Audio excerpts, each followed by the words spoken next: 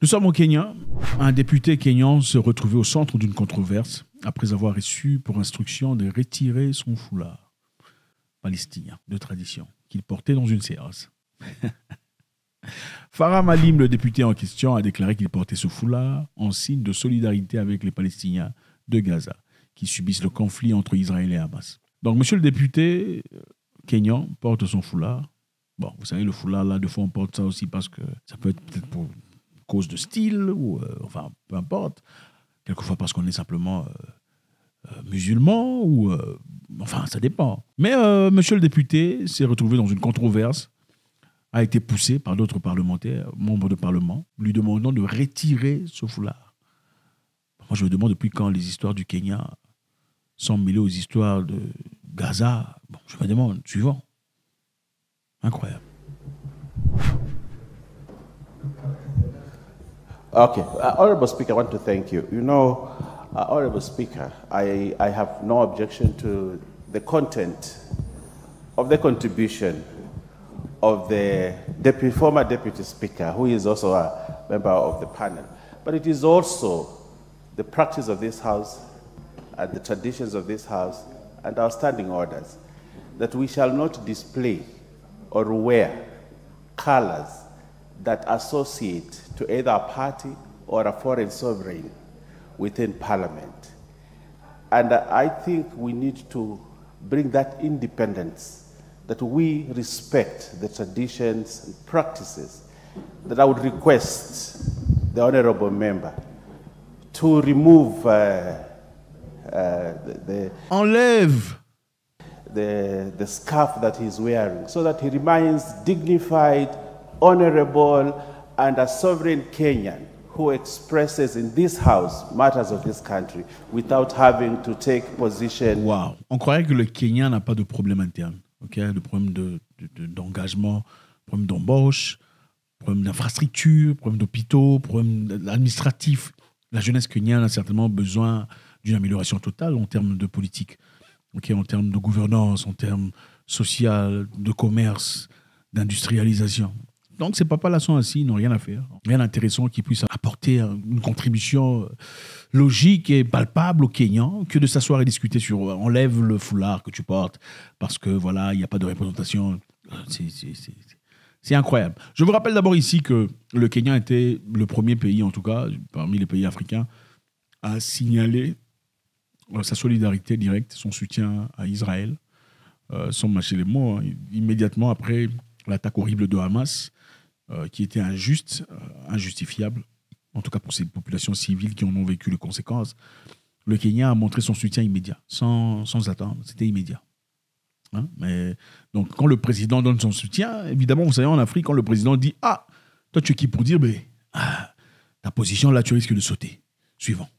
With any other sovereign in this house. So, yeah. Honorable Speaker, I request that you ask the Honorable Farah to do what this House has ever done over the years, including displaying party colors or anything that divides us. Qu'il enlève tout ce qui est réflexion d'un parti politique, d'un mouvement, ou d'un pays, ou tout ça. Qu'il enlève. On tribal, religious, or any other thing is not what this House will accommodate. La maison ne va pas accommoder ça. Demandez à monsieur d'enlever. So I request you, Honorable Speaker, that he's requested humbly to remove the scarf that he is wearing.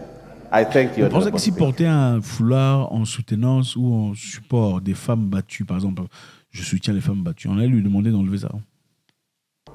Honorable Speaker, I want to tell this young brother of mine. I was in this parliament in 1994 when...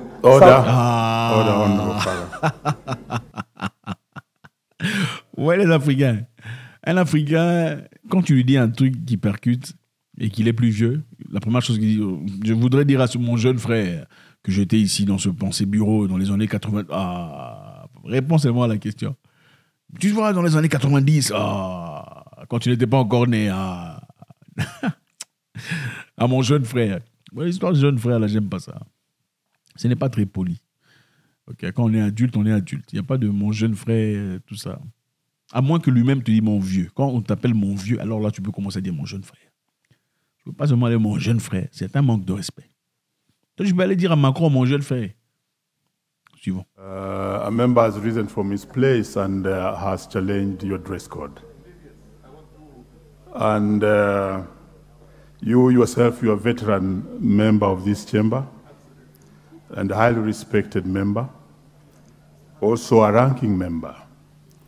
And you know very well that the scarf you're wearing is also depicting the colors of a particular country.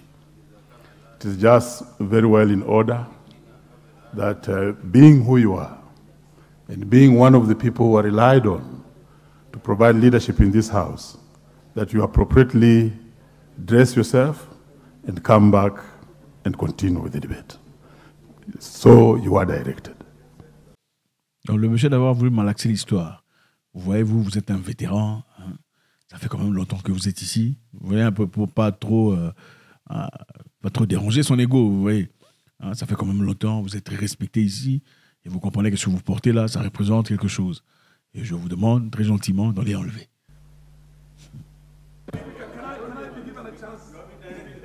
Honorable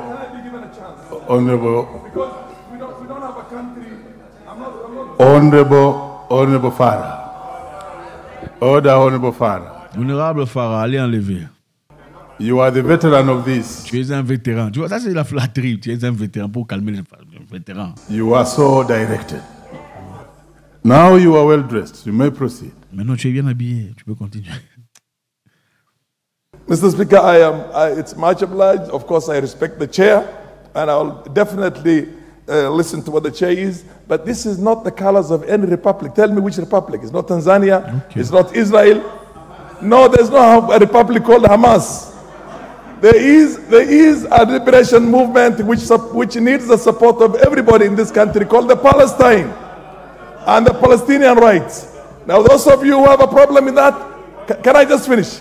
Ce foulard ne représente pas Hamas. Ce n'est pas un foulard de république Hamas. Il n'y a pas de république Hamas. Ça, c'est pour le soutien que je présente à la population palestinienne civile et innocente qui traverse un moment difficile. Can I just finish? This order, Mr. Speaker. Honorable Farah. Mr. I want to continue. I want to continue. Okay. I will continue. Allow Farah to finish. I want to continue, Mr. Speaker. I want to continue, Mr. Speaker. Please, you only have 30 seconds. Mr. Speaker, I want to continue. These people took away all my time for showing solidarity with the poor victims of Gaza. But anyway, I'm talking about, let me come back to the major issue that was there, which is the petition.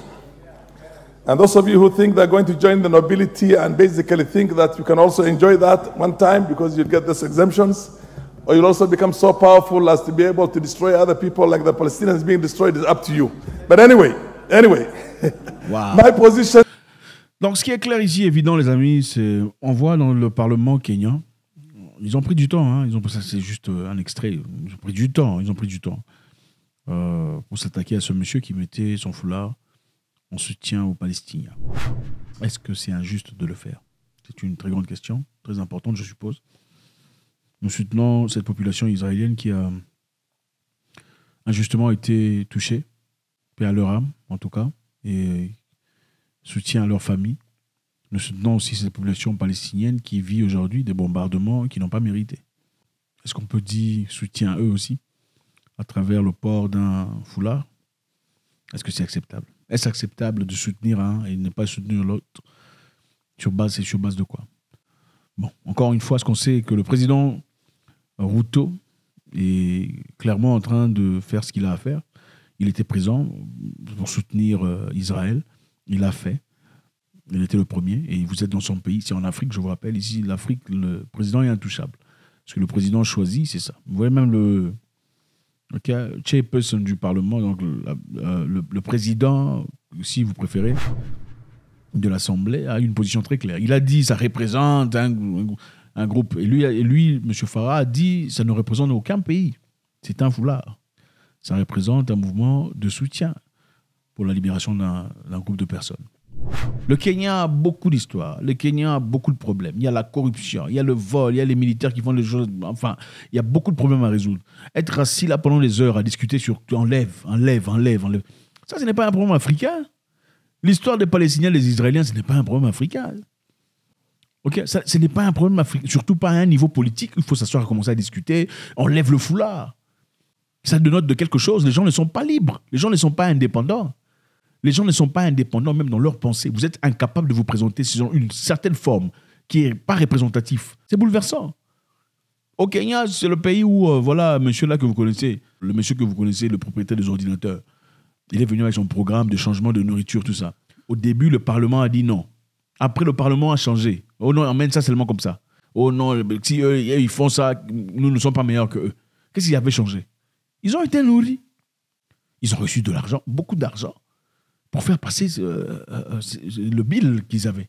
On a complètement renversé l'histoire. Ils étaient debout contre ça, mais maintenant, c'est à la merci de la population. Il n'y a eu aucune étude par rapport à ça. La corruption, il faut reconnaître au niveau de Kenya, c'est emphatique. C'est du jamais vu. C'est du titanesque. Avait-il raison, M. Farah, d'exprimer sa solidarité? Est-il en droit de faire ça? Exprimer sa solidarité à l'égard des enfants et des vieillards qui traversent un moment difficile? Ou bien il faut seulement soutenir un seul côté. Sinon, on n'est pas correct dans la tête. Merci infiniment, les amis. C'est toujours un grand plaisir. Je lis vos commentaires. Il y a parmi vous des gens exceptionnellement intelligents. Ça nous inspire. Ça nous pousse à regarder encore de l'avant et trouver la profondeur même de certaines histoires afin que nous soyons tous jouis à la fin de chaque vidéo. God bless.